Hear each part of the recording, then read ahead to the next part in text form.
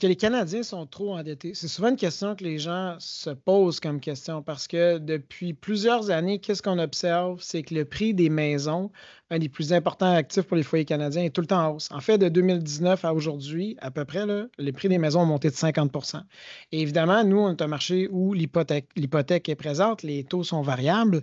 Donc, on voit les gens qui consomment plus que d'autres générations précédentes, puis qui ont un actif important qui est fortement endetté. Donc, ce qui est évidemment avec la hausse de taux d'intérêt qu'on a observé, souvent les gens disent, ben, ça ne peut pas continuer, puis éventuellement, on va voir une accentuation du nombre de faillites. Mais est-ce qu'on devrait s'inquiéter ou si oui, dans quelle mesure? C'est ce qu'on va aborder dans les prochaines minutes.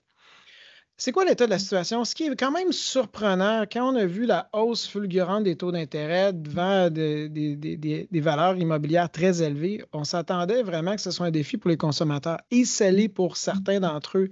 Mais dans la moyenne, on peut voir ici que le ratio de service de la dette, donc les paiements moyens par rapport aux revenus qu'on gagne, là, si je simplifie, c'est relativement stable depuis la fin de 2022 puis le début de 2023, malgré la hausse des taux d'intérêt qu'on a observée. Puis, ce qu'on s'attend, c'est que l'inflation tend à se calmer, puis on n'a pas nécessairement besoin d'une politique monétaire aussi restrictive, donc on peut envisager des baisses de taux d'intérêt. En fait, si vous regardez le taux d'un taux hypothécaire 5 ans, c'est plus bas que ce que ça a été dans le passé.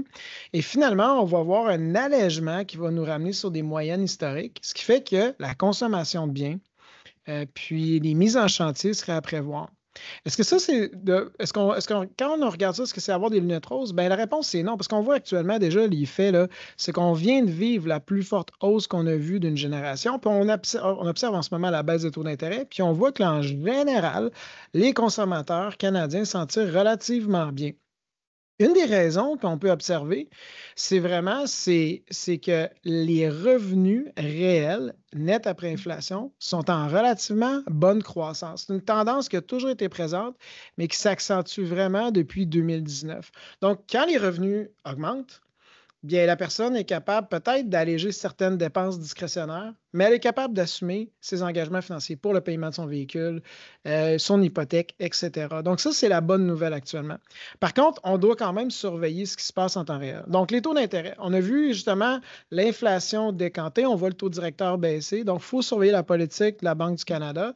C'est sûr que si les taux restent comme ils sont longtemps, il y a une strate de la population qui était très endettée qui peuvent avoir quand même des défis. Mais dans la moyenne, si les taux commencent à baisser, à venir dans une moyenne comme on a connu exemple en 2004, bien, je pense que c'est soutenable. Le plus gros facteur à surveiller, à mon avis, c'est le marché de l'emploi. On a un taux de chômage maintenant au-dessus de 6,5 %. On a moins de croissance des salaires. Donc, si le taux de chômage augmenterait, puis on verrait des pertes d'emploi, ça pourrait mettre un stresseur, évidemment, parce que même si on a observé une hausse de nos salaires, mais soudainement, on perd notre emploi, notre capacité de payer nos paiements change complètement. Finalement, avec la direction des taux d'intérêt, il faut suivre l'inflation et il faut regarder aussi les mesures que des régulateurs comme la CHL peut faire pour faciliter l'accès au crédit.